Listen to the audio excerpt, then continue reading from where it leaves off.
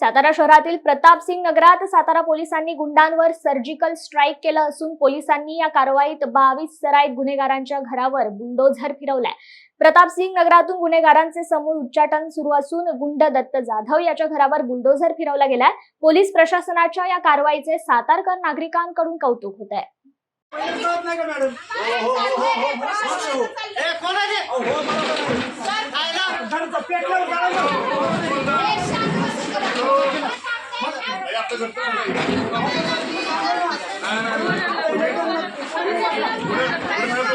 आपल्या